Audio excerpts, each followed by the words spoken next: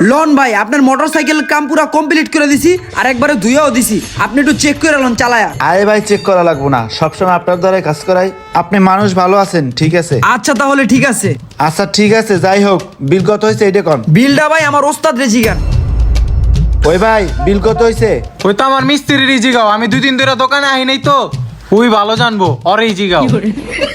ভাই আপনার 1600 টাকা বিল হইছে। কি কয় 1600 টাকা বিল হয়ে গেছে গা? ওই বেটা হন, তোরে 1000 টাকা দিতে আসি, এইখান থেকে তুই 700 টাকা মাহাজনের দিবি আর 300 টাকা তুই রাইখে দিবি। কি কয় 1600 টাকা বিল হইছে আর 700 টাকা মাহাজনরে দিতে কইতাছে আর 300 টাকা আমার রাখতে কইতাছে? না ভাই, যে মাহাজনের নুন খাইছি এই মাহাজনের সাথে আমি বেইমানি করতে পারুম না।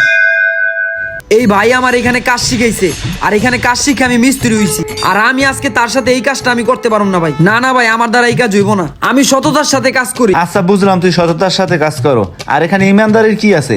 আচ্ছা তুই আর একটা কাজ কর, তোরে আরো 200 টাকা বাড়াই দিতে আসি, তুই 500 রাইখা তোর মাহাজনের 700 দিয়ে দিবি। দেখ একটু ভালোভাবে চিন্তা করে দেখ, আর তুই সারাদিন খাইটা 300 টাকা পাস না, আর ওখানে তোরে 500 টাকা দিতে আসি।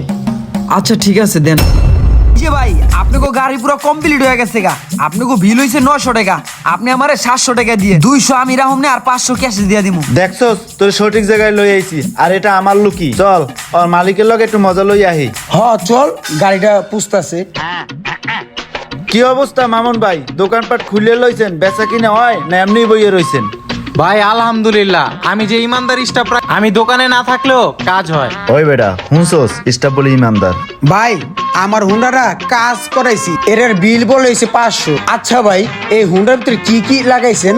ও ওই হুন্ডাটায় মাত্র 180 টাকার একটা ব্রেক শো লাগাই দিছে। হারামজাদা, তুই আমার কোন জায়গায় লিয়েছ? এদিকে 180 টাকার জায়গায় তুই আমার 500 টাকা জরিপানা লাগাইছো, আবার কস এটা তোর নিজের লোক। হারামজাদা, চুরি বিদ্যা মহাবিদ্যা, যদি না পারো ধরা। পরে আমি চুরি শিখাইলাম, ওই আমার টুপি পরাই দিল। কি বুঝলেন ভাই এই ভিডিওটা থেকে? যে যেরকম করবে তার সাথে তেমনটাই ঘটবে। তো এই ভিডিওটি কেরম লাগলো আপনাদের কাছে কমেন্ট করে জানাবেন, আর এই ভিডিওর দ্বিতীয় পর্ব নিয়ে আসবো যদি এই ভিডিওতে 400 কমেন্ট পড়ে।